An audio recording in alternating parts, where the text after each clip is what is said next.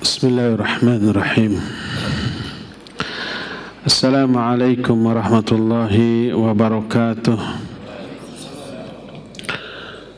Innal hamdalillahi nahmaduhu wa nasta'inuhu wa nastaghfiruh wa na'udzu billahi min shururi anfusina wa sayyiati a'malina. May yahdihillahu fala mudilla lahu wa may yudlil fala hadiya lahu.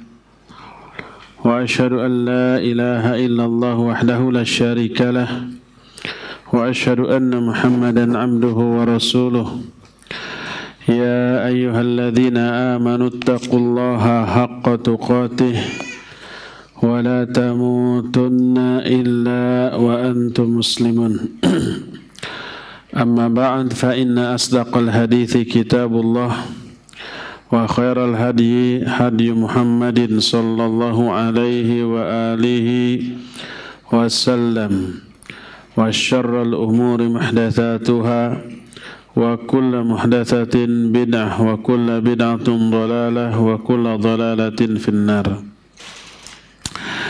Hadirin jamaah Masjid Mekar Raya Mekar Indah Cikarang, Bekasi, Jawa Barat yang Allah muliakan, para pendengar radio Tarbiyah Sunnah Bandung, baik melalui radio di 14.6 AM untuk Bandung dan sekitarnya, ataupun melalui streaming, melalui channel YouTube dan channel Facebook Tarbiyah Sunnah Channel. Tarbiyah Sunnah ini nama baru yang dahulunya Roja Bandung. Jadi tidak ada lagi Roja di Bandung. Sudah menjelma menjadi nama baru dengan moto baru, Lillah Nyunnah Marnah Sundaan. Lillah artinya ikhlas karena Allah. Nyunnah ya sesuai dengan sunnah. Marnah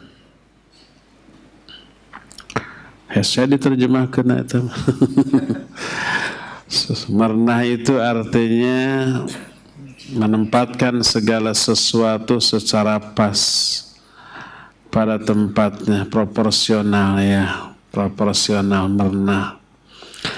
Jadi kita tidak lagi menyebut Roja Bandung tapi Tarbiyah Sunnah. Juga para pendengar radio Al-Bayan di Cianjur, kanggo daerah Cianjur sareng sabudeureunana, pendengar radio Amuba di Pangkal Pinang, Hidayah di Pekanbaru, dan mungkin ada beberapa radio lain yang kita tidak sebut di mana saja Anda berada. Alhamdulillah pagi ini kita berjumpa pada majlis pembahasan kitab amalan hati, tapi karena sekarang menjelang kedatangan tamu agung yaitu Ramadan, maka untuk sementara materi yang kita akan bahas sekarang khusus berkaitan dengan Ramadan. Berkata Imam Bukhari dalam kitab Sahih Bukhari, Bab fadlul ilmi al-ilmu qabla al-qawli wal amal. Ilmu harus didahulukan sebelum berucap dan beramal. Juga para pemirsa Ihsan TV di mana saja Anda berada. Ahsan TV, lupa ya, para Ahsan TV setia setiap saat sejak awal. Saya kalau sudah lupa suka nggak ingat, tapi sekarang ingat. Melihat kru kelihatan sibuk mau menulis sesuatu seperti yang mau protes ke saya, akhirnya ingat ada Ahsan TV.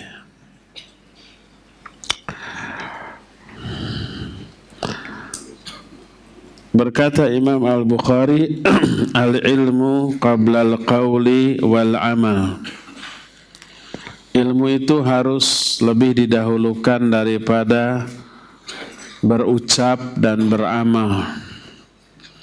Maknanya adalah annal qawla wal amal la yu'tabarani illa bihi, bahwa ucapan dan amalan, ini kata Imam Ibnu Hajar, tidak mu'tabar, tidak akan dianggap, tidak akan bernilai kecuali kalau ucapan dan amalan itu didasarkan pada ilmu, barulah akan mu'tabar.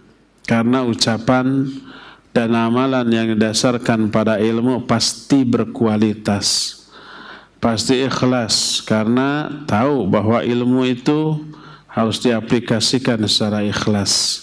Seluruh amalan harus ditujukan untuk meraih ridha Allah Azza wa Jalla. Pasti ikhlas, pasti juga berkualitas. Apapun amalannya, baik amalan akhirat termasuk juga amalan dunia, seluruh aktivitas dunia yang dilakukan tanpa ilmu gagal itu. Coba kita mau nanak nasi, nggak tahu ilmunya, komposisi antara air dengan berasnya nggak tahu, pakai Magicom. Magicom bukan merek kan ya?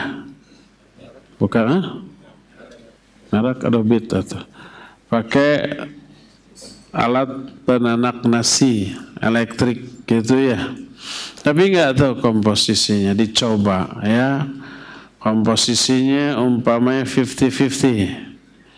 1 liter air sama 1 liter beras. Jadi apa? Beyeting itu apa? Lembek. Dikurangi airnya setengahnya, gigih, jadi gagal. Itu dalam urusan dunia, termasuk urusan akhirat, seluruh ibadah, termasuk ibadah-ibadah yang kita akan lakukan di bulan Ramadan, wajib didasarkan kepada ilmu agar pertama sah, tidak gagal, diterima oleh Allah Azza wa Jalla. Yang kedua, berkualitas, diterima dengan tangan terbuka, diterima dengan memperoleh balasan yang luar biasa, seperti yang Allah janjikan kepada seluruh umat manusia yang melakukan ibadah di bulan Ramadan. Makanya materi yang kita akan bahas sekarang ini menyangkut pembekalan menjelang Ramadan. Tapi permasalahan yang berkaitan Ramadan itu sangat luas, tidak bisa dibahas dalam satu kali pertemuan. Sehingga tidak seluruh aspek yang berkaitan dengan Ramadan kita bisa bahas di pertemuan yang ringkas ini, enggak. Karena terbatasnya waktu, sementara poin yang harus disampaikan begitu banyak. Tapi mudah-mudahan nanti seluruh yang ingin diketahui tentang Ramadan bisa terungkap melalui tanya jawab di akhir kajian kita ini. Sekarang ini kita hanya akan membahas satu poin saja yang berkaitan dengan pembekalan Ramadan, yaitu 10 jenis manusia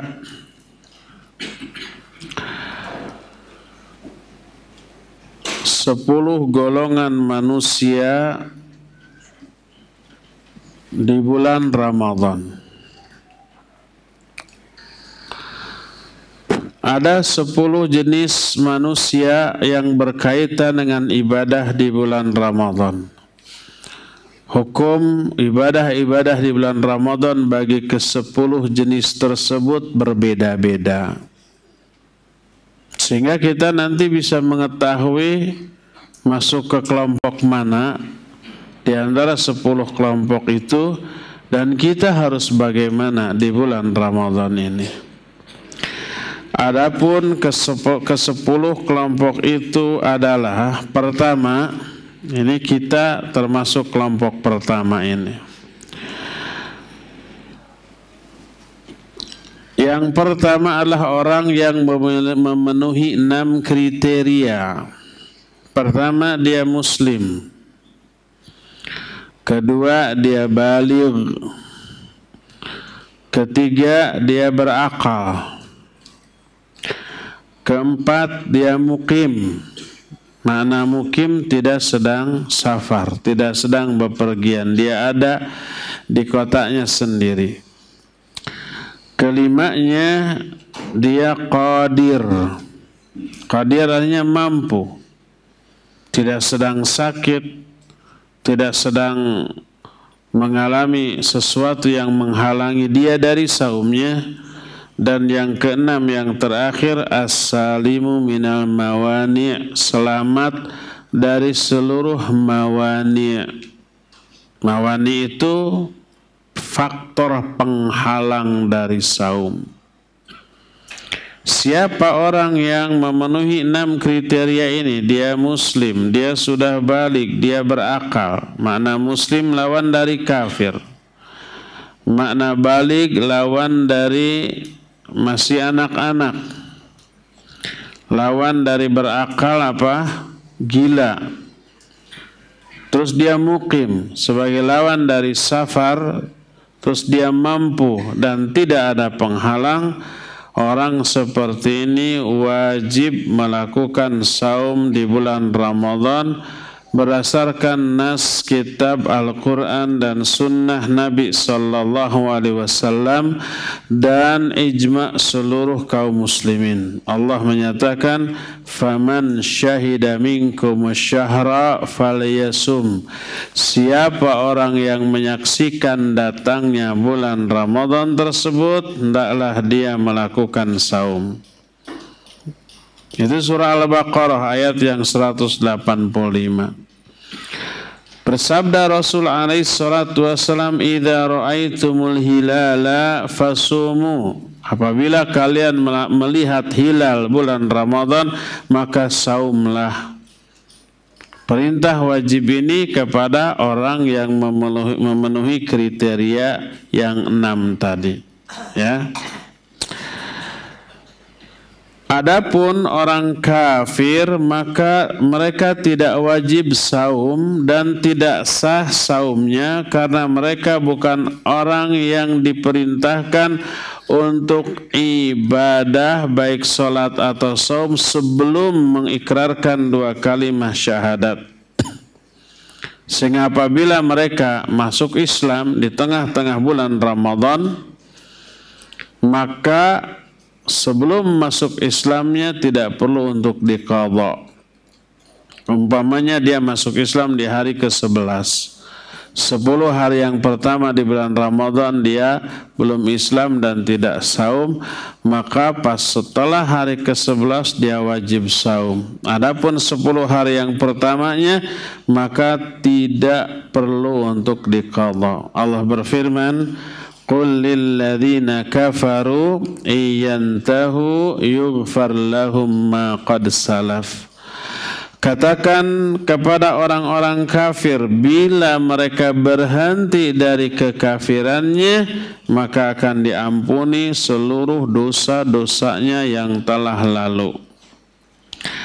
Dan bila orang kafir tersebut awal hari dia tidak saum karena masih kafir, dia makan, dia minum, pas zuhur dia masuk Islam, maka sejak dia mengikrarkan 2 kalimat syahadat, wajib dia menahan diri dari makan dan minum. Dia wajib saum setelah berikrar syahadat sampai maghribnya.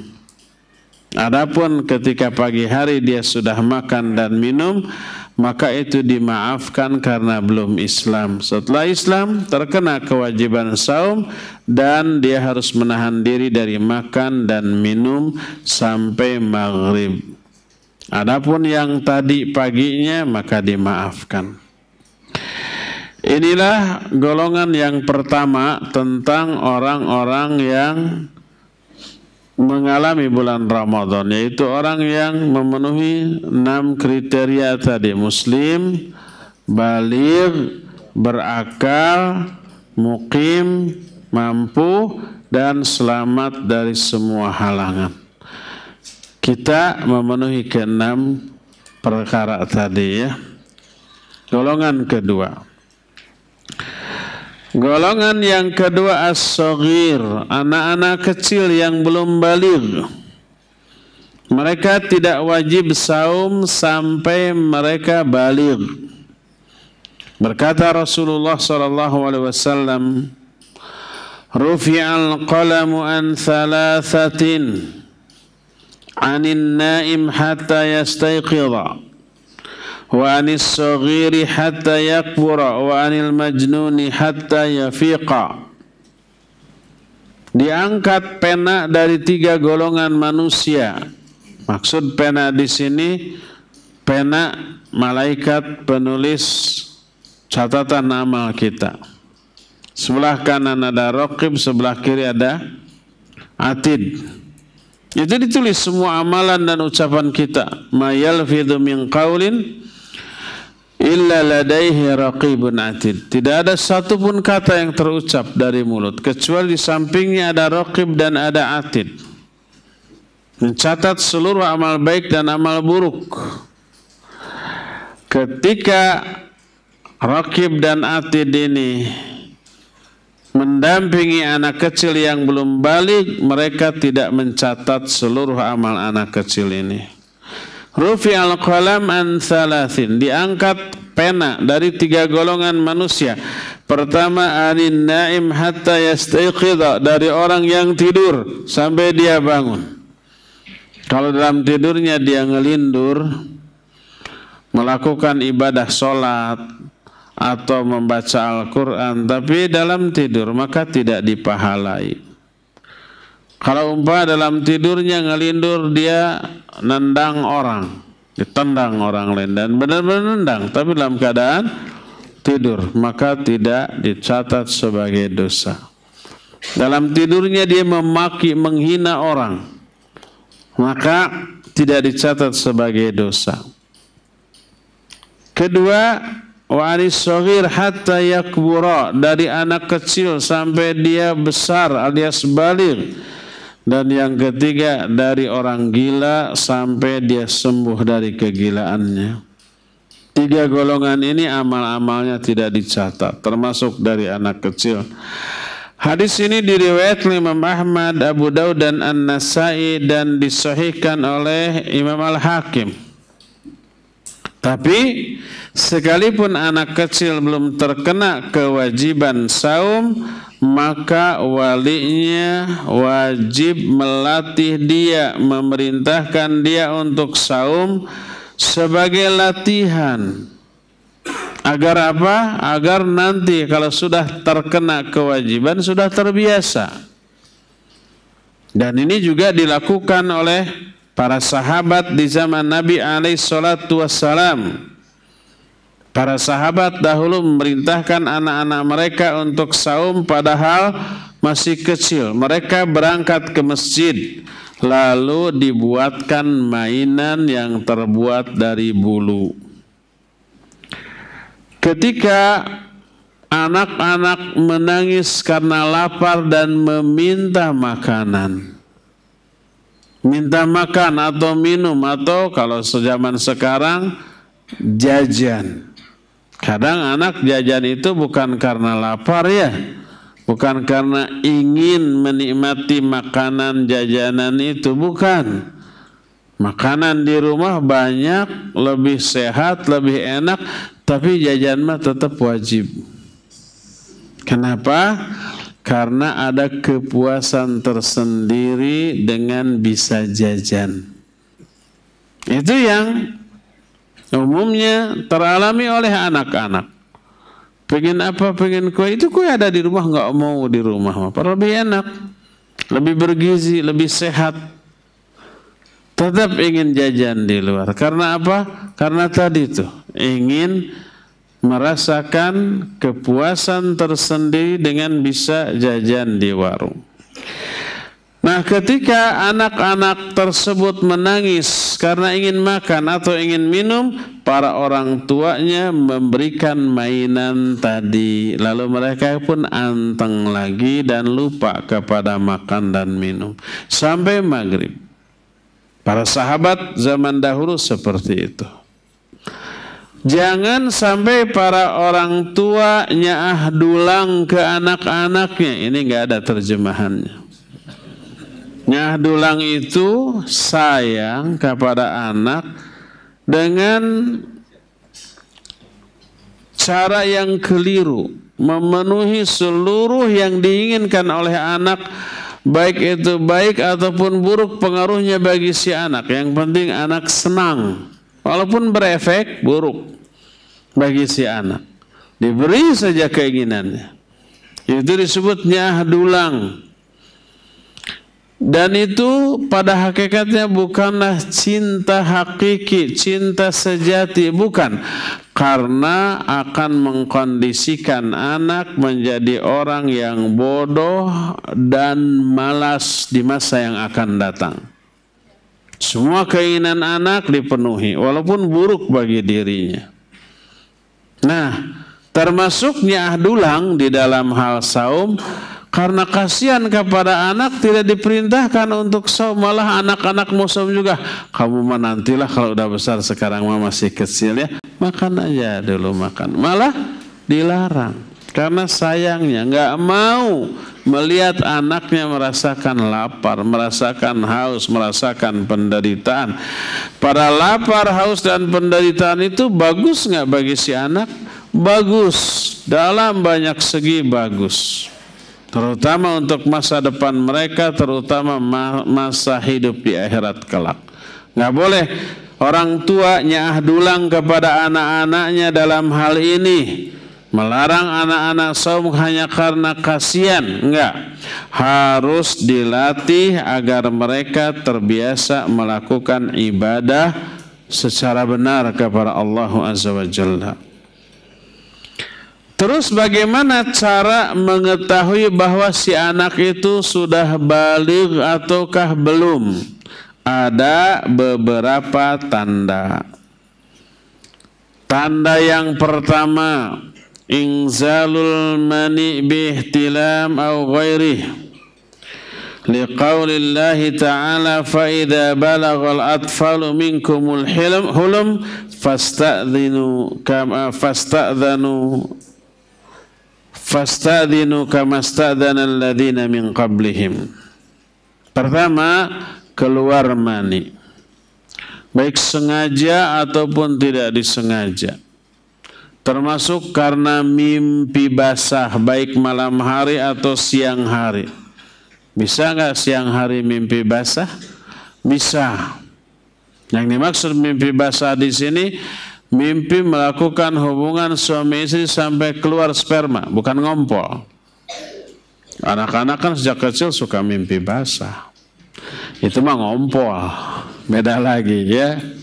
Keluar sperma, baik mimpi ataupun karena sebab-sebab lain. Allah berfirman, apabila anak-anak telah sampai kepada hulum. Hulum artinya mimpi. Maka hendaklah mereka meminta izin untuk memasuki kamarmu. Dalam surah An-Nur ayat 59, anak-anak wajib kalau mau masuk ke kamar orang tuanya meminta izin. Dengan ketok, dengan salam, atau dengan minta izin lainnya yang dikenal dalam uruf kita. Nggak boleh selonong boy begitu saja. Kecuali kalau belum balik, mereka masuk tanpa izin, ya nggak masalah. Tapi kalau sudah balik maka tidak boleh, harus ada izin. Bersabda Rasul sallallahu alaihi wasallam, "Ghuslul jumu'ati wajibun ala kulli muhtalim." Bahwa mandi Jumat wajib bagi setiap yang sudah ihtilam. Ihtilam artinya sudah pernah melakukan mengalami mimpi basah. baik laki ataupun perempuan, berapapun usia mereka, kalau sudah mengalami keluar sperma, baik sengaja ataupun tidak, maka itu sudah baligh, berapapun usianya. Kedua, nabatu sya'ril anah wa huwa sya'rul khasn yambutu haulal qubul. Kedua, sudah mulai tumbuh bulu-bulu al-anah, bulu kemaluan, atau bulu antara kemaluannya dengan pusarnya. Sudah ada bulu 1 atau 2 biji atau lembar, maka itu menunjukkan sudah baligh. Berdasarkan sebuah hadis yang diriwayatkan oleh Imam Ahmad dan Imam An-Nasai dengan sanad yang sahih tentang hukuman yang ditimpakan kepada Yahudi Bani Quraidah. Ada 3 suku bangsa Yahudi di Madinah: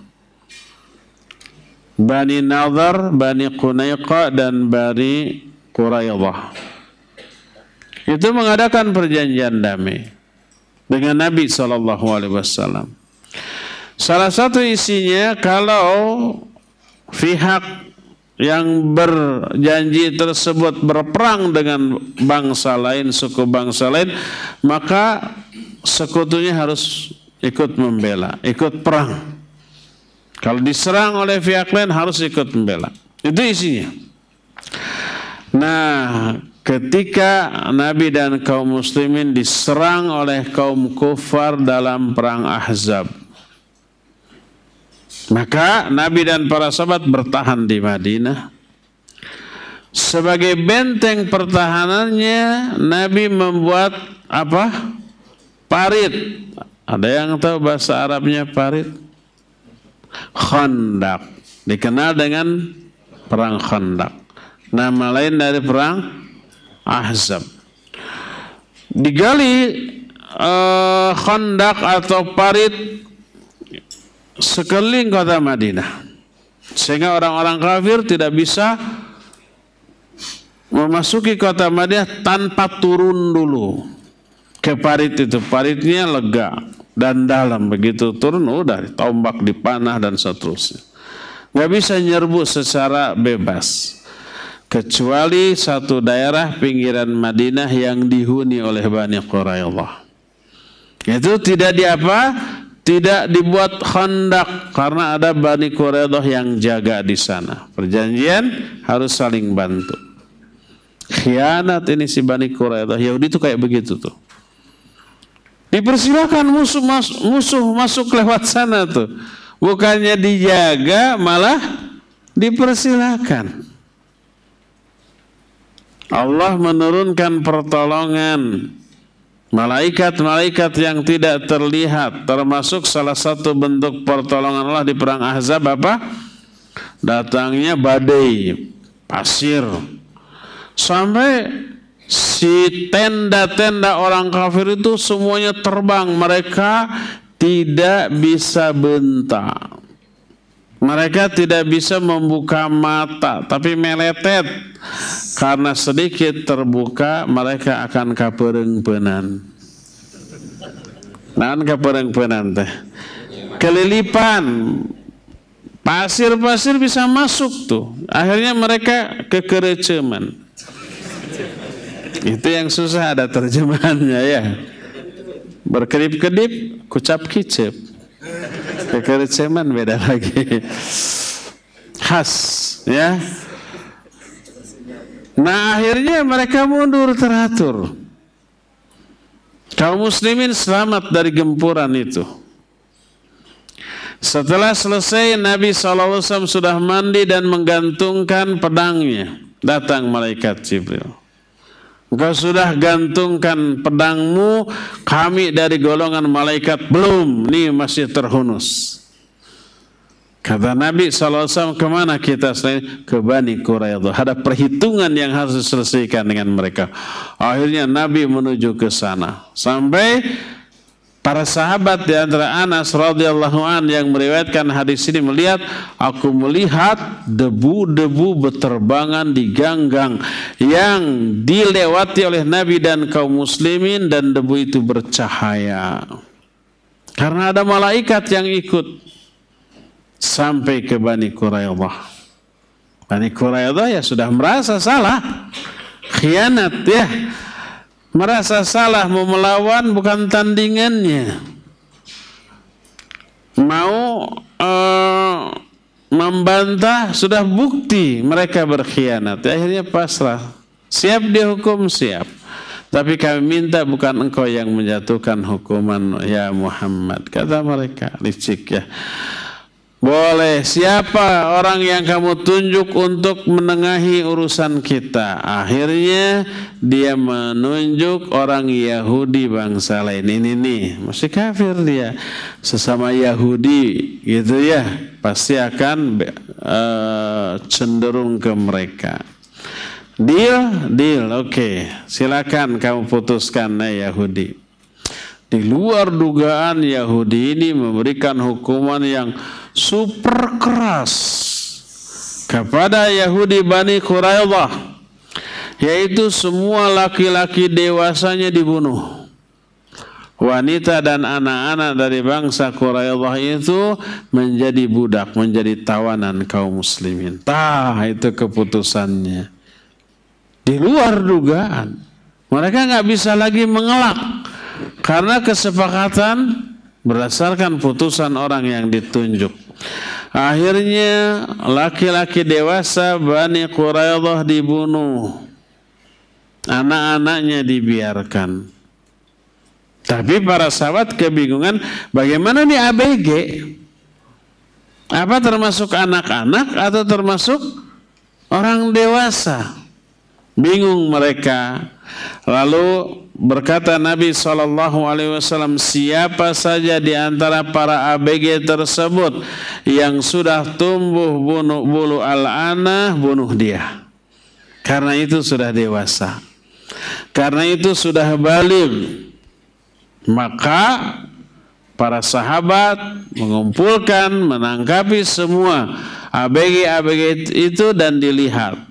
Dibuka bajunya, ada bulunya, beras, dibunuh. Tidak ada, selamat kamu. Ya. Nah, ini dijadikan dalil oleh para ulama tentang salah satu di antara tanda-tanda sudah balighnya manusia. Ikhwan tolong maju ke depan agar bisa lebih dekat. Yang ada space kosong di depan tolong diisi agar yang baru datang ke bagian tempat. Demikian juga akhwat di atas ya, tolong lebih maju lagi ke lebih dalam. Ketiga, tanda ketiga adalah bila dia laki-laki usianya sudah mencapai 15 tahun.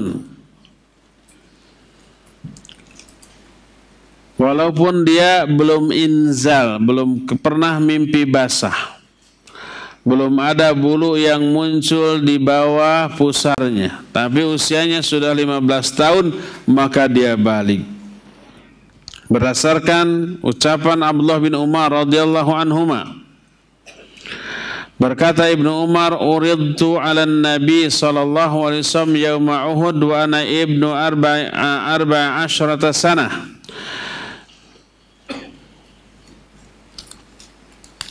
Falam ya'dhan li yani lil qital. Kata Ibnu Umar, aku ditawarkan kepada Nabi sallallahu alaihi wasallam pada waktu perang Uhud. Usiaku saat itu 14 tahun. Oleh Umar dibawa, suruh ikut perang, dibawa kepada Nabi sallallahu alaihi wasallam. Tapi beliau belum mengizinkan aku untuk berperang pada waktu perang Uhud. Hadis ini diriwayatkan Imam Al-Baihaqi dan Imam Ibnu Hibban dengan sanad yang sahih. Terus berkata Ibnu Umar, walam yarani balagtu wa uridtu alaihi yaumal khandaq wa ana ibnu 15 sanah fa ajazani. Maka ketika aku melihat kesempatan pada perang Khandaq. Perang Khandaq 1 tahun setelah perang Uhud. Atau nama lain perang Khandaq apa? Perang Ahzab. Aku tawarkan lagi diriku di perang Khandaq. Saat itu aku 15 tahun dan beliau mengizinkan aku. Hadis ini juga diriwayatkan Imam Al-Baihaqi dan Imam Ibn Hibban dengan sanad yang sahih. Berdasarkan hal itulah, maka hadis ini dijadikan dalil oleh para ulama untuk menetapkan batas usia sebagai tanda balik tidaknya orang itu. Kalau sudah 15 tahun, maka itu sudah dianggap balik. Itu untuk laki-laki. Adapun untuk perempuan, ada tambahan, yaitu apabila dia sudah mengalami haid. Berapapun usia ketika dia haid, apakah dia pernah mimpi atau tidak.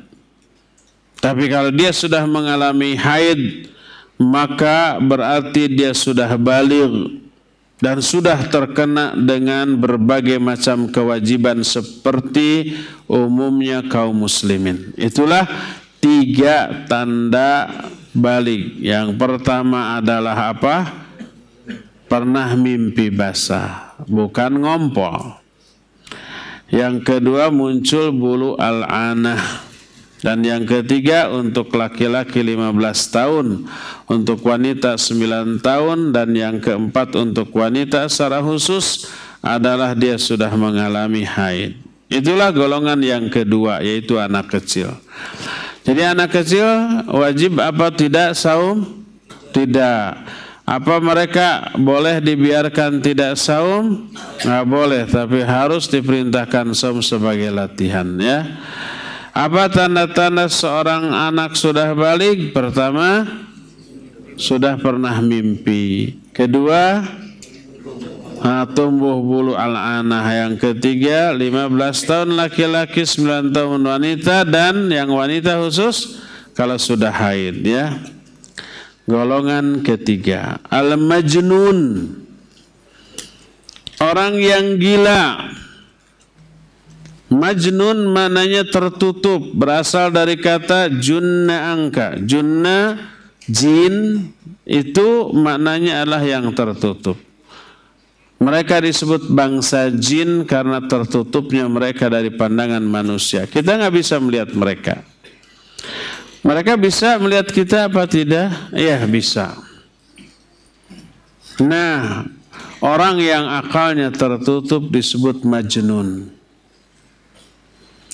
Bayi yang berada di bawah perut ibu, di dalam perut ibu disebut apa? Janin. Karena memang mereka masih tertutup dalam pandangan manusia. Tidak melihat, kita tidak melihat janin. Hanya lihat perut ibunya aja membesar. Kadang-kadang kalau di atas 6 bulan suka nendang, pecenghul gitu ya, kelihatan tuh. Kakinya, tangannya, lututnya gitu, nyendul di perut ibunya. Mereka disebut janin. Jadi majnun adalah faqidul akal, orang yang kehilangan fungsi akalnya. Punya otak nggak orang gila? Punya otak. Punya akal? Enggak. Mereka kehilangan akalnya. Maka mereka tidak wajib saum berdasarkan hadis tadi, rufi'al qalam an thalathatin anil majnuni hatta yafiqa. Diangkat pena dari 3 golongan manusia, salah satunya dari orang gila sampai mereka sembuh dari kegilaannya. Kalau mereka saum di tengah kegilaannya, maka tidak sahlah saumnya. Mereka tidak mukallaf. Mereka tidak ditulis seluruh amalnya, baik yang baik ataupun yang buruknya. Kalau tahu umpama mereka sholat, mereka tidak dipahalai. Kalau umpama mereka ke warung ambil roti, langsung aja pergi, maka mereka tidak dihitung dosa karena tidak mukallaf. Adapun kalau dia kadang-kadang gilanya, bahasa Inggrisnya edan eling. Kadang-kadang dia gila, kadang-kadang sembuh. Ada tipe penyakit kejiwaan seperti ini. Ini bukan berdasarkan pengalaman saya, bukan. Itu penjelasan dari ahli jiwa. Ada yang kadang-kadang sembuh. Kalau sedang sembuh normal, biasa diajak ngobrol nyambung dan normal seperti umumnya. Tapi kalau sudah kambuh, nah baru aneh. Daun diambilin, ditumpuk-tumpuk. Mang, bakso beli 2 mangkok nih, dibayar sama daun. Nah kadang-kadang begitu. Maka apabila ketika di awal hari dia gila, lalu pas jam 10, jam 11 siang tiba-tiba dia eling, tiba-tiba dia normal, selama normalnya dia terkena kewajiban. Dia harus menahan diri dari makan dan minum. Walaupun tadi dari awal dia tidak saum karena gilanya. Tapi pas dia sadar bahwa dia sudah sembuh sementara dari kegilaannya, dia wajib menahan diri. Nanti sholat duhur dia wajib sholat duhur, asar dan seterusnya. Pas jam 4 habis sholat asar edan lagi, terus makan lagi, nggak masalah. Selama dia sadarnya dia mukallaf, terkena kewajiban dan dicatat amalnya, dan ketika kambuh kegilaannya maka tidak ada lagi catatan amal bagi dia.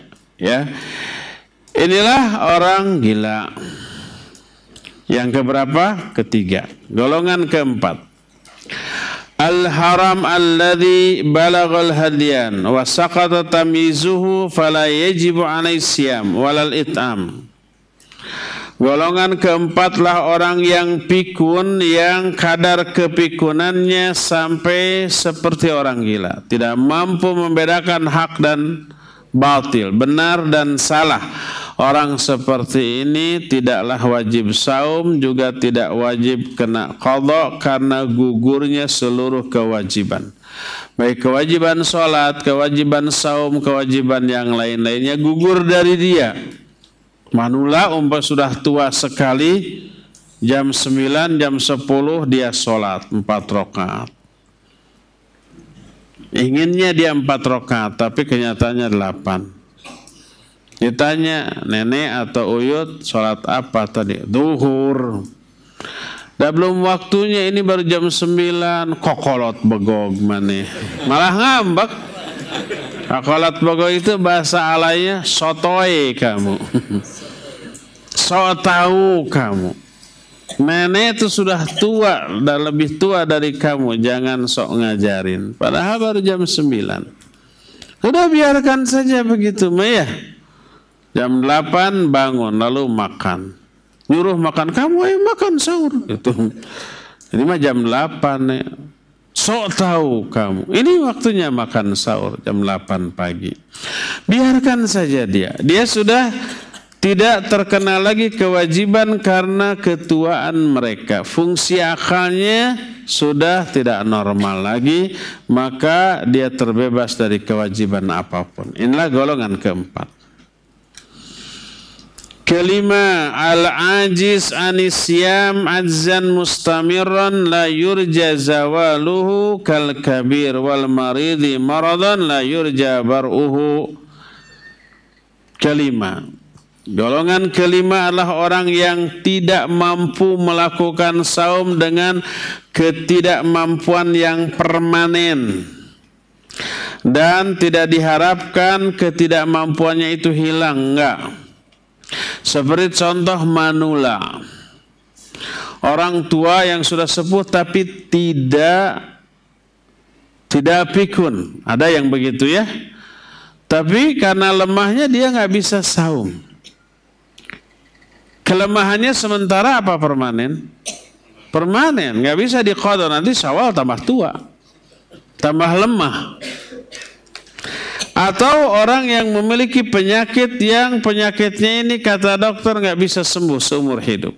Seperti mah yang kronis, nggak boleh kosong, ini perut sekali kosong telat perih. mual dan ingin muntah. Umpamanya dia harus ngemil terus. Mari. Ini bukan merek kan, Mari ya? Kue biskuit bukan kan? Iya, terus ngemil. Kalau enggak perih. Dan kata dokter, ini masih seumur hidup. Nah, maka yang seperti itu maka tidak wajib saum. Tapi dia wajib membayar fidyah. Allah berfirman, wa 'alal ladzina yutiqunahu fidyatu ta'ami miskin. Bagi orang-orang yutiqunahu, orang yutiqunahu itu merasa berat untuk melakukan saum. Tidak mampu secara fisik untuk melakukan saum, maka dia wajib membayar fidyah dengan memberi makan orang yang miskin. Oleh karena itulah, maka orang-orang yang seperti itu dibolehkan untuk tidak saum, bahkan kadang-kadang harus tidak saum, untuk menghindarkan diri dari madarat. Inilah golongan yang kelima. Keenam. Golongan keenam adalah al-musafirun idza lam yaqsudu bisafarihim at-tahayyul 'alal fitr. Golongan keenam adalah para musafir dengan catatan tujuan safarnya bukan karena ingin memperoleh rukhsah berbuka, karena haroream atau karena malas saum gitu ya, saya safar aja. Dari Bandung ke Jakarta safar, bebas makan, pulang lagi. Setelah sampai di Jakarta, dah pulang lagi. Sekedar untuk menggugurkan kewajiban saum bagi dirinya, maka tidak boleh. Pengantin baru umpamanya ya, itu nggak kuat kalau bulan Ramadan, makanya kalau mau nikah, jangan bulan Sya'ban. Nanti kena denda 2 bulan loh. Lalu gimana? Case-nya bilang kita safar aja yuk. Biar boleh buka saum lalu safar, lalu pulang lagi. Nggak boleh seperti itu. Kalau safarnya hanya dalam rangka untuk menghindarkan dirinya dari kewajiban saum, maka dia tetap wajib saum. Adapun kalau umpamanya dia safar untuk sesuatu yang dibutuhkan, diperlukan, baik kepentingan akhirat seperti umpamanya haji atau umrah, talabul ilm atau mengajarkan ilmu, atau untuk kepentingan dunia yang tidak bernilai maksiat, mencari uang, bekerja atau ditugaskan oleh kantor untuk urusan dunia, maka ya dia dibolehkan untuk membatalkan saumnya apapun jenis kendaraan yang dinaikinya, baik melelahkan ataupun tidak. Kadang-kadang tidak safar lebih melelahkan daripada safar ya. Umpamanya tidak safar ke atas gunung tuh, paling nggak sampai 1 kilo bukit gitu. Melelahkan, harus naik, berkeringat, ngos-ngosan, bikin haus, bikin lapar. Tapi kalau safar orang Bandung ke bandara cuma 5 menit, berangkat ke Singapura, berangkat ke Kuala Lumpur, hanya dengan pesawat, begitu naik langsung tidur, begitu bangun sudah sampai. Nggak haus, nggak lelah, nggak apa-apa. Maka walaupun nggak haus, nggak lelah, nggak lapar, tetap terhitung safar. Dan walaupun tadi berkeringat, ngos-ngosan, tapi kalau tidak sampai batas safar, dia tetap bukan musafir. Jadi tidak dilihat dari susah atau tidaknya itu perjalanan. Tidak dilihat apakah perjalanan itu berat atau ringan bagi dirinya. Tapi safar atau tidaknya dikembalikan kepada uraf. kepada kesepakatan orang-orang di daerah kita. Kalau dari daerah kita, dari Bandung ke Singapura atau ke Kuala Lumpur itu dikatakan safar apa tidak? Iya, semua orang jauh gitu ya. Walaupun hanya sebentar, sejam lebih udah sampai dalam keadaan tertidur di pesawat, maka tetap safar, walaupun tidak memberatkan. Nah, Allah berfirman, "Wa man kana maridhan aw 'ala safarin fa 'iddatun min ayyamin ukhar. Yuridullahu bikumul yusra wa la yuridu bikumul 'usra." Siapa orang yang sakit atau safar, boleh dia berbuka. Tapi dia harus mengganti sebanyak hari-hari yang ditinggalkan di hari-hari yang lainnya. Kalau safarnya 3 hari tidak saum, maka wajib dia untuk mengganti. Ya. Dalam hadis riwayat Imam Bukhari dan Imam Muslim dari Anas bin Malik radhiyallahu an, berkata Anas, "Kunna nusafiru ma'a Rasulillah sallallahu alaihi wasallam, faminna shaimun wa minnal muftirun." Kami berangkat bersama-sama Nabi SAW. Di antara kami ada yang saum, di antara kami ada yang berbuka pada bulan Ramadan. Falam ya'ibi shaimu 'alal muftir wal muftir 'alas shaim.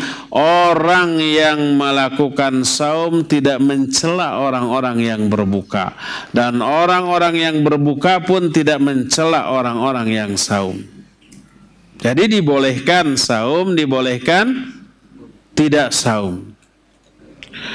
Dari Abu Sa'id Al-Khudri radhiyallahu an, dia berkata, "Yarawna anna man wajada quwwatan fasam fa inna dzalika hasanun, wa yarawna anna man wajada dha'fan fa aftara fa inna dzalika hasanun."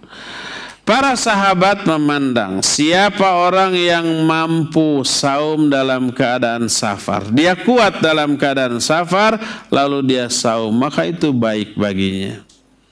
Dan siapa orang yang merasakan kelemahan ketika safar, kalau saum kuat sih, cuma payah, dan berakibat apa? Berakibat terhalangnya tujuan pokok dari safar dia.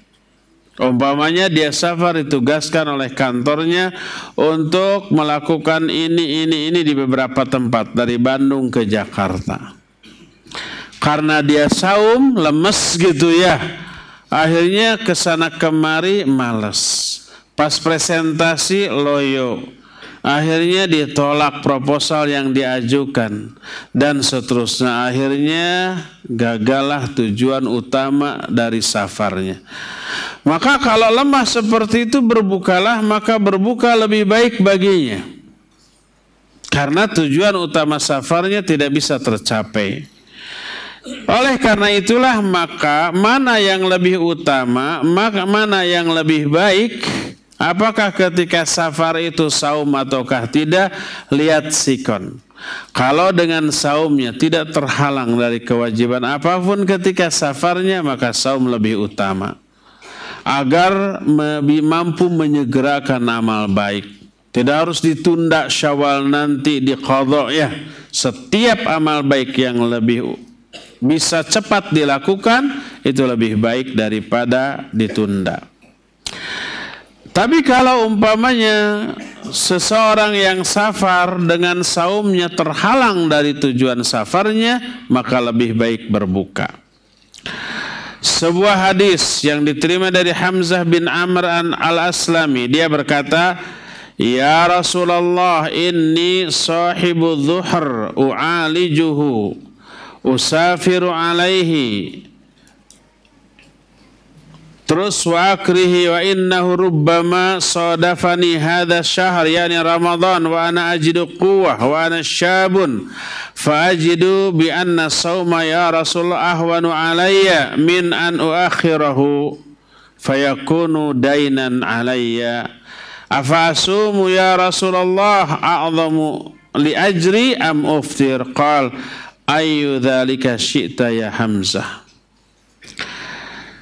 Kata Hamzah, "Wahai Rasulullah, aku ini orang yang kuat.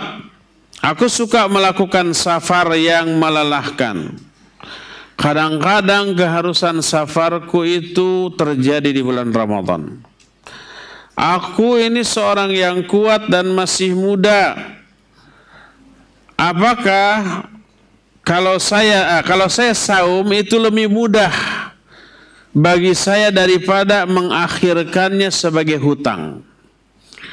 Apakah saya kalau saum lebih gede pahalanya atau lebih baik berbuka? Apa kata Nabi SAW? Ayyu dzalika syi'ta ya Hamzah. Mana saja yang lebih kamu sukai wahai Hamzah. Baik yang berbuka ataupun yang terus saum itu sama keutamaannya bagi diri kamu. Ini hadis menjelaskan bahwa orang yang musafir, baik dia itu susah ketika safarnya ataupun gampang, melelahkan atau tidak melelahkan, maka dia ini boleh memilih antara saum dan antara tidak. Kecuali sekali lagi kalau dengan saumnya dia payah, maka lebih utama untuk berbuka. Sebagai contoh, Sahih Muslim dari Abu Darda radhiyallahu an menyatakan kharajna ma'an Nabi sallallahu alaihi wasallam fi Ramadan fi harin syadidin hatta in kana ahaduna la yadau yadahu ala ra'sihi min shiddatil har fama fina shaimun illa Rasulullah sallallahu alaihi wasallam wa Abdullah bin Rawahah. Wa aftara sallallahu alaihi wasallam mura'atan li ashabihi hina balaghahu annahum syaqqun alaihimus siyam.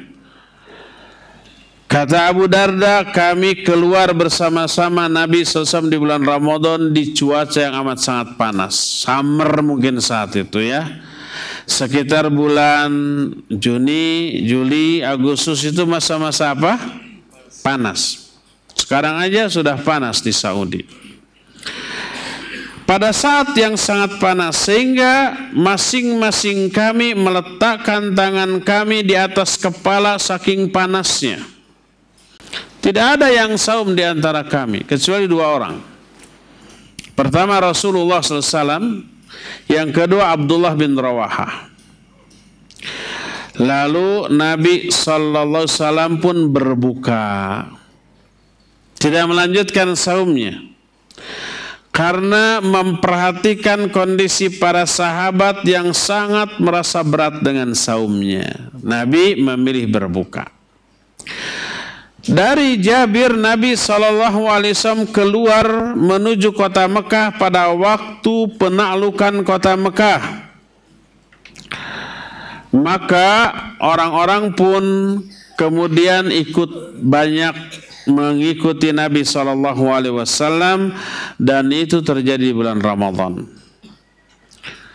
Maka dikatakan kepada Nabi SAW, inna nasa qad syaqqa alaihimus siyam wa annahum yanduruna fima fa'alta. Nabi saum, para sahabat juga saum, sebab itu Ramadan. Lalu orang-orang berkata, sesungguhnya manusia sangat berat saum bagi mereka. Mereka mau melihat apa yang engkau akan lakukan ya Rasulullah. Kalau Nabi tidak buka, mereka nggak berani buka.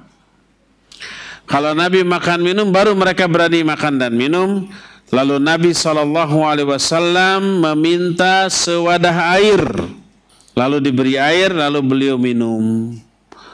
Manusia melihat beliau meminum di hari itu, lalu mereka pun ikut minum. Hadis ini sahih riwayat Imam Muslim. Berdasarkan hal itulah, maka kalau safar itu terasa berat, maka lebih utama untuk melakukan berbuka daripada saum. Nanti diqadha. Terlebih ada satu hadis dari Abu Sa'id Al-Khudri, Nabi SAW suatu saat pada musim panas berjalan bersama manusia di bulan Ramadan, melakukan safar. Rasul SAW saat itu sedang berada di atas kendaraannya, melihat orang-orang begitu kehausan. Beliau berkata, ayyuhan nas ishrabu, wahai manusia minumlah kalian. Fa'abau, mereka enggan, tidak mau minum, bertahan dengan saumnya. Karena melihat Nabi SAW tidak minum, tidak berbuka. Lalu berkata Nabi SAW, inni lastu mithlakum, inni uyassirukum, inni raqibun. Aku ini beda dengan kalian. Aku memberikan kemudahan kepada kalian. Kalian mah jalan kaki, aku mah berkendaraan. Fa'abau. Kemudian Nabi SAW melihat mereka enggan, tidak mau berbuka. Lalu beliau berkhutbah. Nabi SAW memuji mereka. Kemudian Nabi SAW pun turun. Lalu beliau minum. Padahal belum saatnya maghrib. Melihat begitu baru orang-orang pun minum pula. Beliau berbuka lalu orang-orang pun berbuka. Hadis ini diriwayatkan oleh Imam Ahmad dengan sanad yang jayyid. Pernah dalam hadis Jabir yang lain, Nabi SAW ketika berbuka, maka ada orang yang tetap melakukan saum. Nabi mah berbuka, orang-orang berbuka, tapi ada segelintir orang yang tetap saum. Bagaimana komentar Nabi SAW? Beliau menyatakan, ulaikal usat, ulaikal usat. Merekalah para ahli maksiat. Merekalah para ahli maksiat. Hadis ini diriwayatkan oleh Imam Muslim dalam kitab Sahih Muslim dengan sanad yang sahih, yang menunjukkan bahwa musafir boleh atau tidaknya dia berbuka tergantung keadaan. Pertama, kalau umpamanya dia kuat dan tidak menimbulkan madarat, maka lebih utama saum.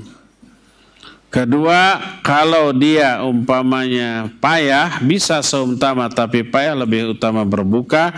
Dan apabila payah bingit gitu ya, sampai melalaikan kewajiban di tengah safarnya, maka mereka harus melakukan saum, harus melakukan berbuka.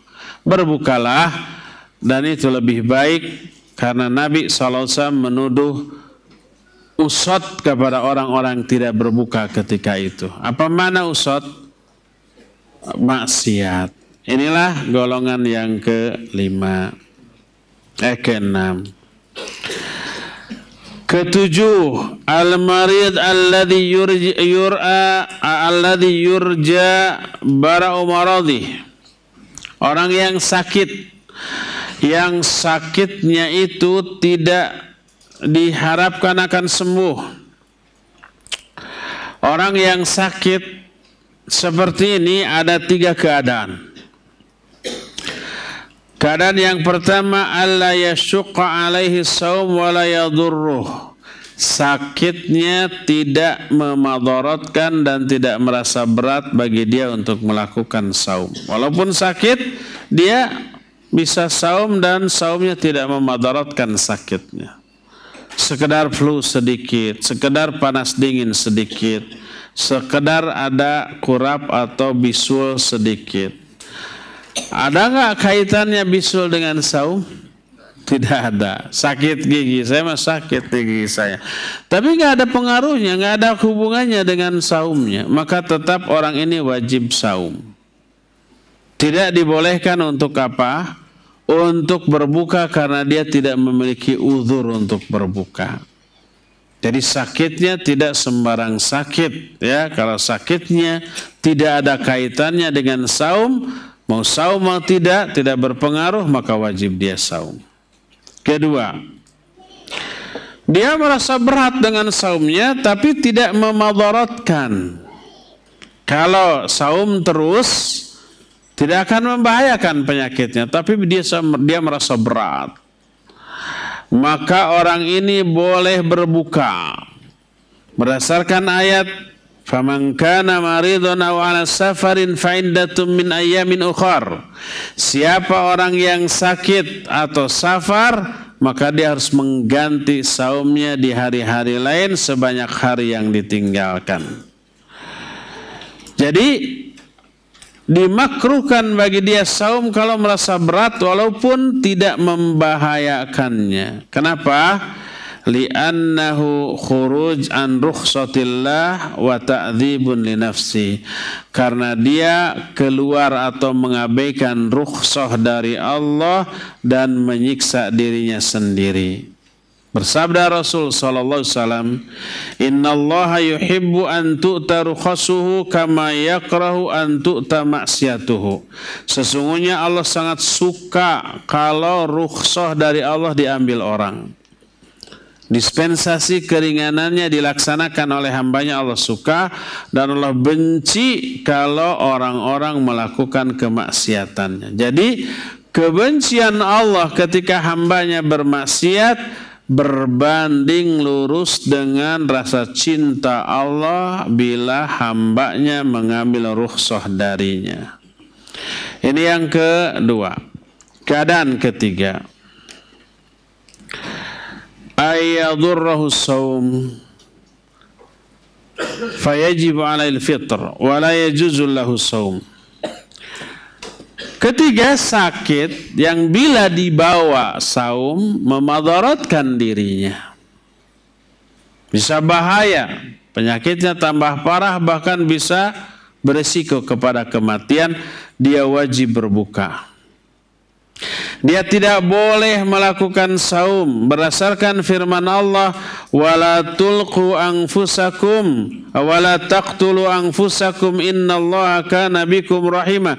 Jangan kalian bunuh diri-diri kalian karena sungguhnya Allah Maha Rahim kepada kalian. Dalam ayat lain, wala tulqu bi aidikum ila tahlukah, jangan kalian jerumuskan diri kalian ke dalam kebinasaan. Itu Al-Baqarah 195. Kemudian berkata Nabi SAW, inna li nafsika alaika haqqa, sesungguhnya dirimu punya hak atas kamu. Maka berdasarkan baik ayat maupun hadis yang barusan, hadis itu diriwayatkan oleh Imam Bukhari, kita mengetahui kalau saum menimbulkan madarat kepada penyakitnya maka wajib berbuka, tidak boleh saum. Bersabda Nabi SAW, la dharara wa la dirara, tidak boleh memberi madarat dan tidak boleh memadaratkan diri sendiri. Maka orang yang sakit dengan sakit yang bila dia saum menyebabkan timbulnya madarat berupa tambah parah atau bahkan berisiko kematian, dia wajib berbuka. Itulah tiga keadaan orang yang sakit, dan itulah golongan yang keberapa? Ketujuh. Kedelapan, khusus ahwat, ikhwan, nggak ada yang kedelapan ini, yaitu haid. Ada ikhwan yang haid? Ya, kalau ada ikhwan yang keluar darah bukan haid, itu penyakit. Wanita yang haid haram saum, haram solat. Bila solat dan bila saum tidak sah solat dan saumnya, dan dia berdosa. Apa makna haram? Bila dilaksanakan berdosa, ya. Jadi tidak boleh orang yang haid, wanita yang haid itu saum. Berkata Nabi SAW, ma ra'aitu min naqisati aqlin wa dinin adhaba lillubir rajulil hazim min ihdakun. Aku tidak pernah melihat makhluk yang kurang akal dan kurang agamanya dibanding lelaki yang kuat daripada kalian, hai para wanita. Maka para wanita bertanya, ma nuqsanu aqlina wa dinina ya Rasulullah, apa bukti kurang akalnya kami dan kurang agamanya kami? Lalu Nabi SAW menyatakan, alaysa syahadatul mar'ah mithla nisfi syahadatir rajul, bukankah persaksian seorang wanita sebanding dengan setengah persaksian laki-laki? Kalau kita mengadakan perjanjian, berikan atau datangkan 2 orang saksi laki-laki, atau 1 laki-laki 2 wanita. Persaksian satu laki-laki sebanding dengan persaksian 2 wanita. Benar ya Rasulullah. Wa dzalika nuqsanu aqliha. Itulah bukti kurangnya akal wanita. Terus beliau melanjutkan, alaisa idza hadat lam tusalli wa lam tasum. Bukankah kalau wanita itu haid dia tidak boleh salat dan tidak boleh saum? Dijawab iya. Dzalika nuqsanu diniha. Itulah kekurangan agama dia, ya. Jadi wajib bagi para wanita untuk tidak saum dan haram saum ketika dia sedang mengalami haid. Itulah golongan yang keberapa? Ke-8, dia wajib diqadha pada hari-hari lain, ya. Ke-10, ke-9, wanita yang hamil dan yang menyusui. Sama posisinya yang hamil dan menyusui. Mungkin di antara akhwat yang hadir di sini ada yang sedang hamil dan menyusui. Bila khawatir terhadap dirinya dan anaknya kalau di bawah saum. Dan pasti khawatir atunya. Kalau wanita lagi hamil, kuat nggak saum? Kuat. Tapi khawatir. Dirinya mungkin kuat, tidak akan terjadi apa-apa, tapi anak yang dikandungnya khawatir nanti ada kelainan. Khawatir cacat, khawatir idiot, khawatir mentalnya terganggu karena efek dari saum yang dilakukannya. Khawatir. Maka orang seperti ini boleh berbuka berdasarkan sabda Rasul sallallahu alaihi wasallam, innallaha wada'a 'anil musafir syatra shalah wa 'anil musafir wal hamil wal murdi as-sauma awisyam. Sesungguhnya Allah telah mencabut dari orang-orang musafir setengah salatnya. Maknanya apa? Diqasar, harusnya 4 menjadi 2. Dan Allah juga telah mencabut dari musafir, dari wanita hamil dan wanita yang menyusui kewajiban saum. Tidak wajib lagi atas mereka. Hadis ini dikeluarkan oleh 5 imam dan lafaz ini lafaz Ibnu Majah. 5 imam itu adalah 4 ashabus sunan plus Imam Ahmad. Ashabus sunan itu Abu Daud, At-Tirmidzi, An-Nasai dan Ibnu Majah. Itu 4 tambah Imam Ahmad menjadi 5. Disebutlah ashabul khamsah atau imam yang 5, ya. Apa yang mereka harus lakukan sebagai pengganti dari saum yang ditinggalkan? Ulama ikhtilaf. Ada yang menyatakan mereka itu harus melakukan ya qadha ya fidyah. Ada yang menyatakan mereka hanya qadha saja tapi tidak fidyah. Ada yang menyatakan mereka fidyah saja dan tidak qadha. Ada 3 pendapat. Mana pendapat yang lebih rajih? Wallahu a'lam bissawab. Kalau saya pribadi tidak mewakili siapapun, ya, memilih yang terakhir, fidyah saja dan tidak qadha. Pertama berdasarkan ayat, wa man kana maridhan aw ala safarin fa iddatum min ayamin ukhar. Siapa orang yang sakit atau yang safar, maka dia wajib qadha.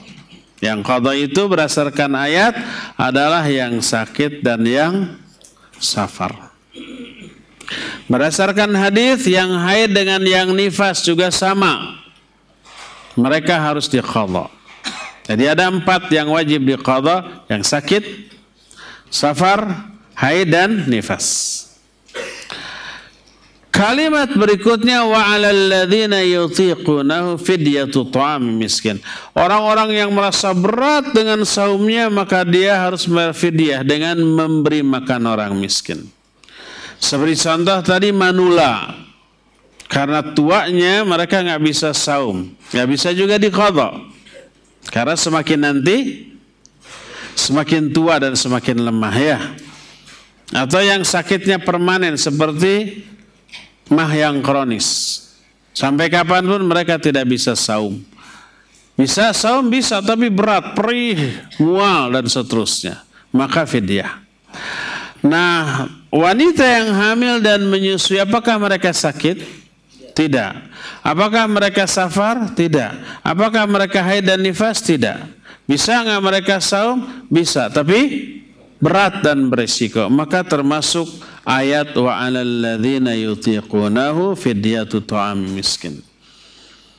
Jadi orang-orang yang yutiqunahu merasa berat dengan saumnya, maka membayar fidyah dengan cara memberi makan orang-orang miskin. Juga ditunjang riwayat dari Ibnu Abbas radhiyallahu anhuma dan Aisyah radhiyallahu anha bahwa innal hubla wal murdi aftarata wa at'ama kulla yaumin miskina. Orang yang hamil dan yang menyusui, berarti akhwat ya, nggak ada ikhwan yang seperti ini. Wanita yang hamil dan yang menyusui, mereka boleh berbuka dan memberi makan setiap hari kepada seorang miskin. Itu namanya apa? Fidyah. Itu pendapat ditekankan oleh Ibnu Abbas dan juga oleh Aisyah radhiyallahu anhum ajmain, yang menunjukkan inilah pendapat yang lebih kuat. Wanita yang hamil dan wanita yang menyusui boleh berbuka dan membayar fidyah. Itu pendapat yang lebih rajih menurut saya. Mungkin ada ustaz lain berpendapat yang lain lagi, ya memang para ulamanya ikhtilaf dari sononya, ya. Antum terserah mau mengambil apa yang saya lakukan, mau mengambil pendapat lain, saya tidak akan memusuhi. Ngapain saya ngisi di sini kalau nggak nurut? Nggak akan begitu ya. Nggak, silakan bebas ya. Itu golongan yang keberapa? Yang ke-9. Terakhir golongan yang ke-10. Man ihtaja lil fitri daf'i darurati ghairihi ka inqadhin ma'sum min gharq aw hariq aw hadmin aw nahwi dhalik fa idza kana la yumkinu inqadhuhu illa bittaqawwa alayhi bil akli wasyurbi jaza lahul fitr. Ke-10 orang yang memang harus berbuka demi menyelamatkan nyawa orang lain. Seperti umpamanya pemadam kebakaran, seperti umpamanya penyelamat pengawas pinggir pantai. Kan di pantai suka ada yang surfing, ada yang berenang, ada yang apa diawasi. Begitu ada yang tenggelam gitu, dia harus langsung lari loncat menolong. Bila saum nggak bisa itu dilakukan. Termasuk juga pemadam kebakaran. Ngiung-ngiung ada kebakaran, alah lagi saum leles. Ya, pintu harus didobrak, ngangkat kampak lagi nggak keangkat karena lagi saum. Maka dia boleh berbuka.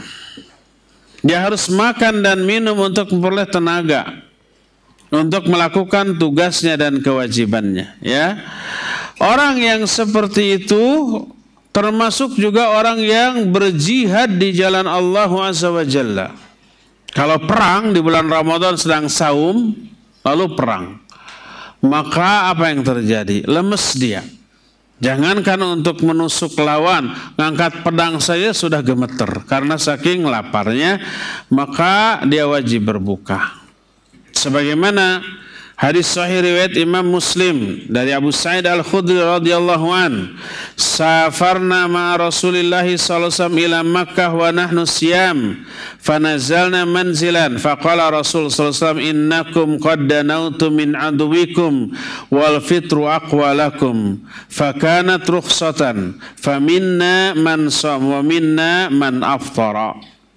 Kata Abu Sa'id, kami safar bersama Nabi sallallahu alaihi wasallam ke Mekah, mau menaklukkan kota Mekah, dan kami saum sebab waktu itu bulan Ramadan. Di tengah jalan kami singgah istirahat. Kata Nabi SAW, kalian sudah dekat ke musuh kalian. Kalau berbuka itu lebih kuat bagi kalian. maka berbuka saat itu rukhsah. Di antara kami ada yang berbuka, di antara kami ada juga yang batal. Lalu berangkat lagi. Dalam keadaan sebagian berbuka, sebagian masih saum. Lalu di tengah jalan kami singgah lagi, semakin dekat ke kota Mekah. Berkata Nabi SAW, innakum musbihu aduwikum wal fitru aqwalakum faftiru. Sesungguhnya kalian sudah berada hampir berhadapan dengan musuh. Berbuka lebih kuat daripada tidak bagi kalian, maka berbukalah kalian. Ini beranda perintah. Ayo buka. Lalu kami pun berbuka. Maka dari hadis ini kita mengetahui bahwa kalau ada satu kewajiban syar'i seperti jihad di jalan Allah yang bila saum menyebabkan kita lemas dan bisa kalah dalam jihadnya, maka diperintahkan untuk berbuka. Demikian juga orang-orang yang bertugas untuk menyelamatkan orang lain, maka wajib berbuka bila itu masanya di bulan Ramadan, terjadinya di bulan Ramadan.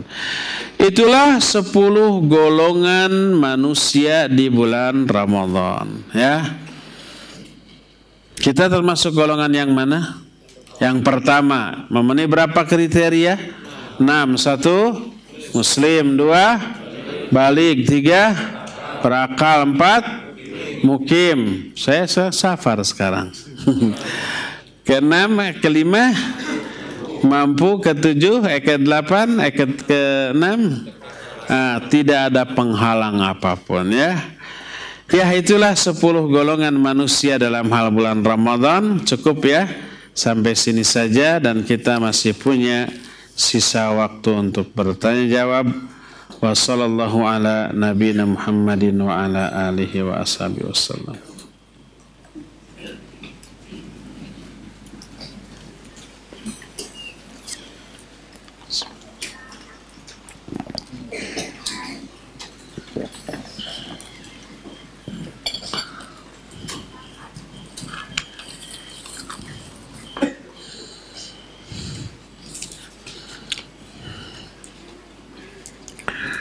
Assalamualaikum warahmatullahi wabarakatuh. Waalaikumsalam warahmatullahi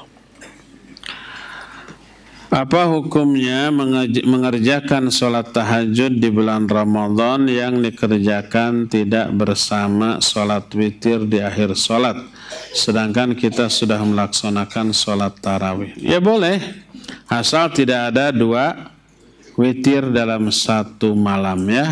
Kalau sudah witir tadi, ya jangan witir lagi.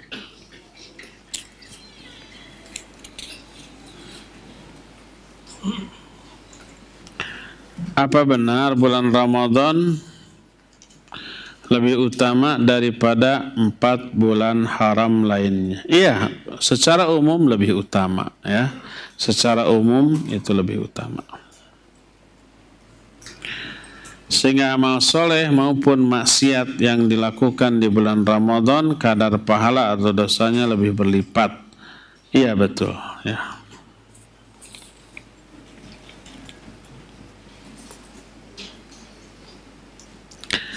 Beri nasihat Ustaz kepada orang yang saum tapi tidak melakukan sholat wajib. Itu dosa besar. Dosa meninggalkan sholat fardu itu lebih besar daripada membunuh dan merampok. Karena membunuh dan merampok berarti mengambil hak sesama manusia, sedangkan tidak sholat berarti merampas hak Allah, dan merampas hak Allah lebih besar dosanya. Bagaimana kalau orang sedang saum merampok? Kira-kira saumnya itu diterima apa tidak? Tidak diterima. Man lam yada qawla zur wal amala bih falaysa lillahi hajah fi ay yada' ta'amahu wa syarabah. Siapa orang yang saumnya tidak dibarengi dengan meninggalkan ucapan dan perbuatan yang sia-sia, Allah nggak butuh kepada saum, ditolak. Bayangkan kalau orang merampok, lebih ditolak lagi. Bayangkan kalau yang dirampoknya adalah hak Allah, seperti tidak melakukan sholat, itu lebih ditolak lagi, ya. Sayang dengan saumnya. Lebih baik ya udah, saum enggak, sholat enggak. Bukan lebih baik, lebih buruk. Lebih buruk, ya. Dosanya berlipat.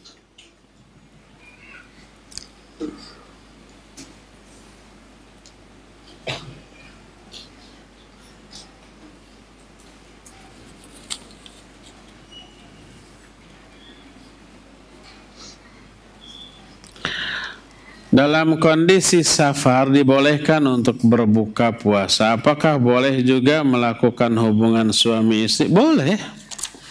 Dengan catatan safarnya tidak diniatkan untuk itu, ya.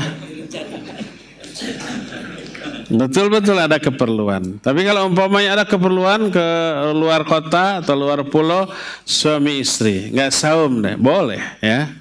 Tapi niatnya bukan untuk itu. Itu mah sampingan.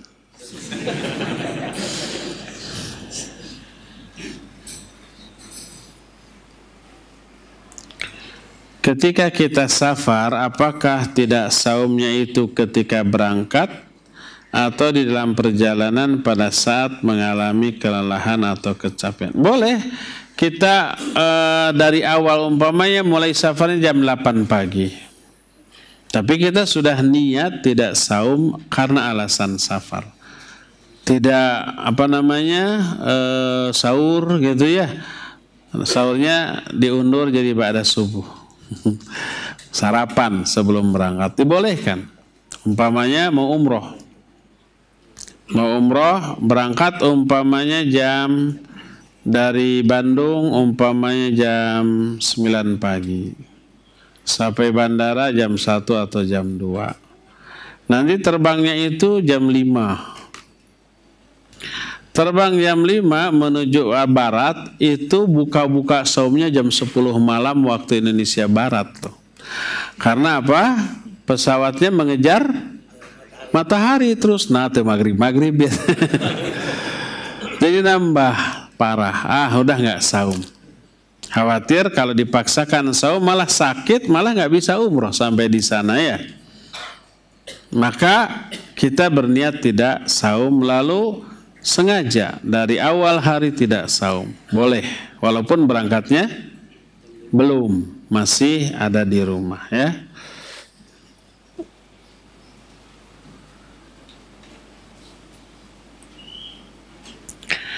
Sama sakit gagal ginjal harus cuci darah dan terapi.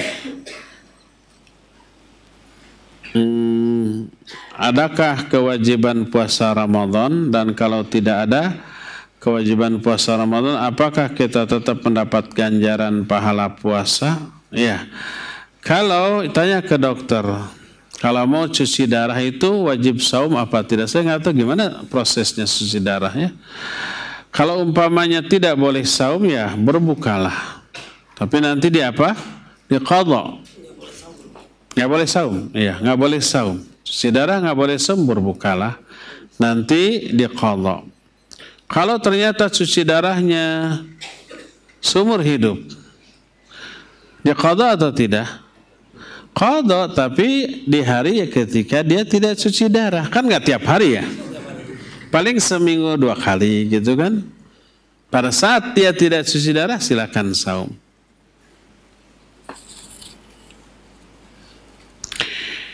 Ibu saya dari remaja tidak pernah puasa karena sakit mah kronis. Berarti di antara 40 tahun tidak puasa. Berapa fidyah yang harus dibayar? Kalikan saja. 40 tahun kali 40 kali 30 ya. Di rata-rata kan 30 kan liter, 30 hari.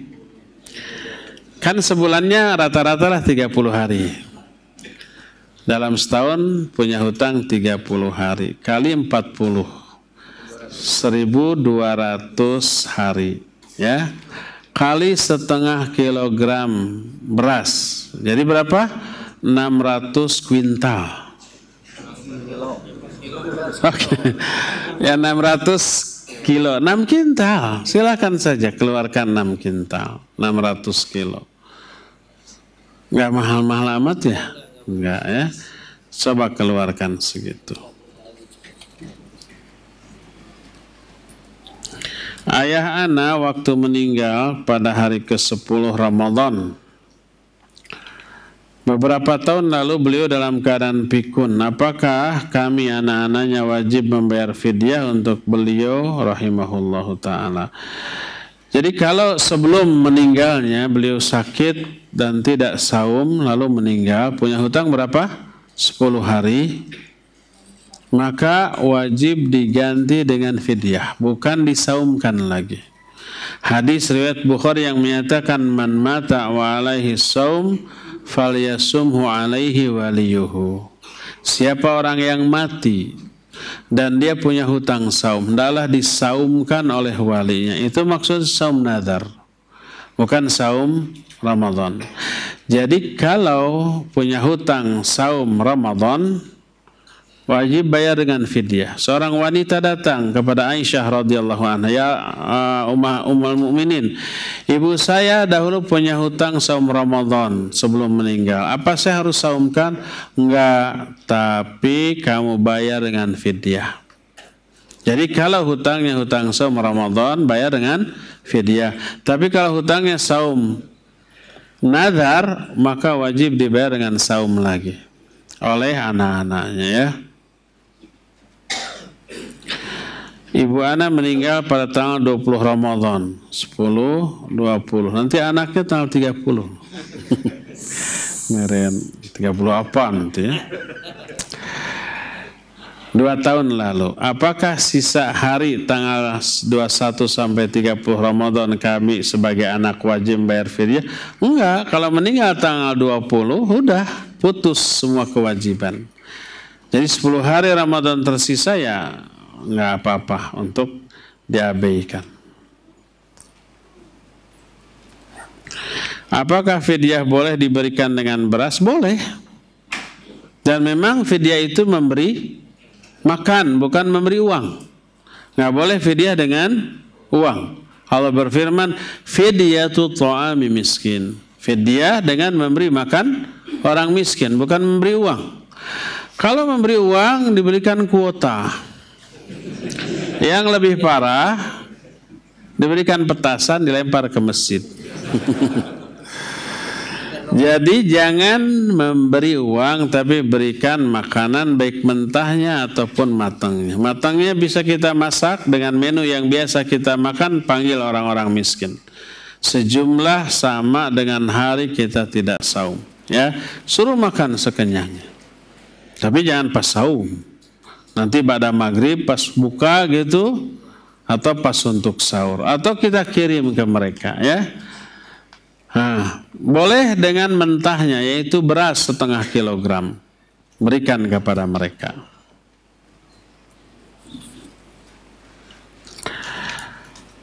Apakah acuan seorang anak perempuan untuk wajib puasa?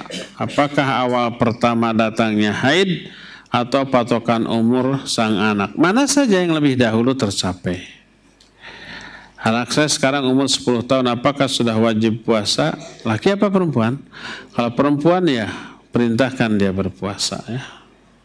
Jangan nyaah dulang.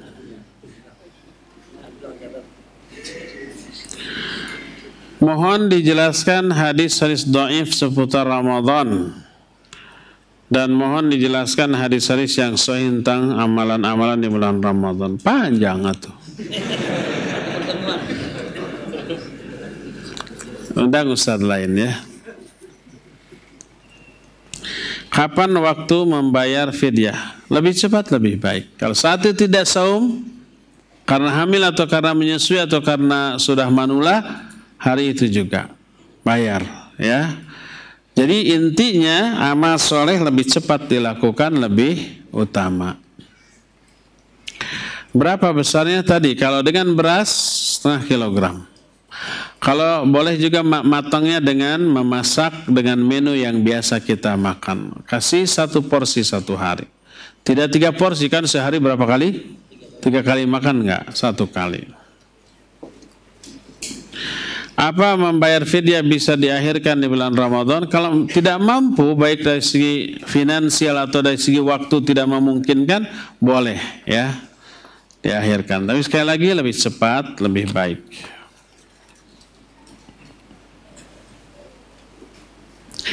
Bagaimana cara membayar puasa yang telah lalu? Saat saya belum mengetahui hukum-hukum dan tata cara puasa dan jumlah puasa yang saya tinggal pun saya sudah lupa. Kalau kita tidak saum itu karena ada uzur syar'i, baik sakit atau musafir, atau kalau wanita haid atau nifas, maka wajib dibayar dengan qadha. Tapi kalau umpamanya tidak, wajib dengan fidyah. Nah sekarang enggak saumnya itu sengaja, bukan karena ada uzur, karena malas saja, karena hawa nafsu, maka dosa meninggalkan saum itu nggak bisa dibayar dengan apapun, walaupun saum seumur hidup.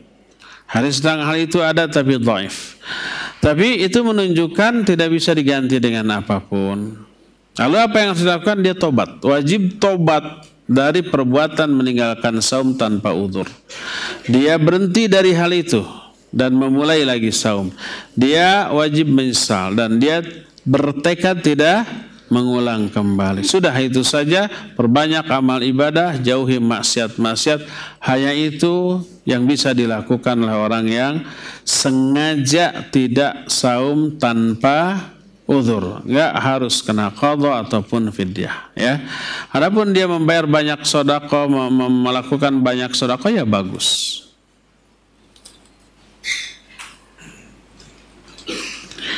Ustaz, apa yang dibaca ketika hendak buka saum sesuai sunnah Nabi? Dhahaba dhama'u wabtallatil uruqu wa thabatal ajru, insyaallah. Itu hadisnya hasan. Adapun kalau doa yang menyatakan Allahumma laka sumtu wa bika amantu wa ala rizqika aftartu, ditambah dengan birahmatika ya arhamar rahimin, itu bukan dari Nabi SAW. Jangan pakai itu, tapi pakai yang tadi, dhahabad dhama'u wa abtallatil uruqu wa thabatal ajru, insyaallah.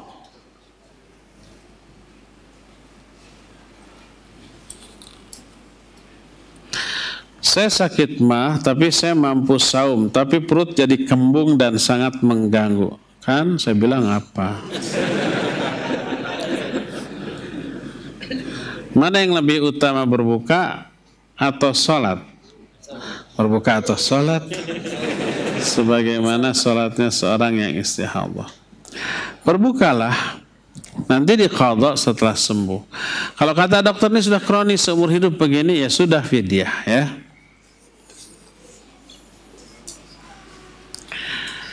Bagaimana bila ada seorang wanita selesai haid pada waktu zuhur, kemudian suaminya pulang dari safar pada waktu itu, kemudian berjima, berdosa nggak? Enggak, karena dua-duanya tidak terkena kewajiban saum ya. Suaminya safar, maka dia berbuka karena safarnya. Istrinya menunggu di rumah lagi haid paginya, tapi pas zuhur bersih, itu hari terakhir, lalu mandi. Jam 2 suaminya datang. Boleh berhubungan? Boleh, tidak apa-apa. Bagaimana hukumnya itikaf di Masjidil Haram jika setiap hari ia hanya melakukan itikaf, mengikat diri di dalam masjid dari waktu sholat zuhur sampai waktu sholat subuh. Pada waktu syuruk ia pulang ke hotel untuk istirahat. Sahkah itikafnya? Enggak sah, karena keluar. Batal. Kalau keluar tanpa uzur untuk istirahat, maka tidak boleh. Kecuali kalau ada uzur syar'i, seperti umpamanya ngelayat orang, takziah kepada orang yang meninggal dari handai tolannya, dibolehkan. Tapi kalau untuk istirahat ya nggak boleh. Shopping gitu nggak boleh ya.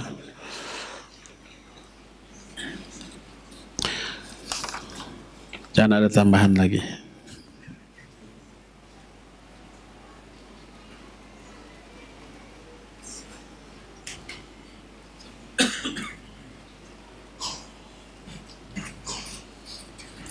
Terakhir, apakah bayar fidyah itu di saat hari yang sama, saat tak puasa, atau bisa ditunda setelah Idul Fitri? Sudah tadi ya. Ini Ahwat, kayaknya ngobrol tuh. Intinya lebih cepat dilakukan lebih baik, lebih utama gitu ya. Hari itu tidak saum, hari itu langsung bayar fidyah, itu lebih utama daripada menundanya ya. Ya, cukup sampai di sini. Insyaallah kita jumpa kembali sebulan ya. Beberapa pekan yang akan datang ya. 26 masih bulan ini. Subhanakallahum bihamdik asyhadu an la ilaha illa anta astaghfiruka wa atubu ilaik. Walhamdulillahi rabbil alamin. Wa sallallahu ala nabiyina Muhammadin wa ala alihi wa ashabihi wasallam. Wassalamualaikum warahmatullahi wabarakatuh.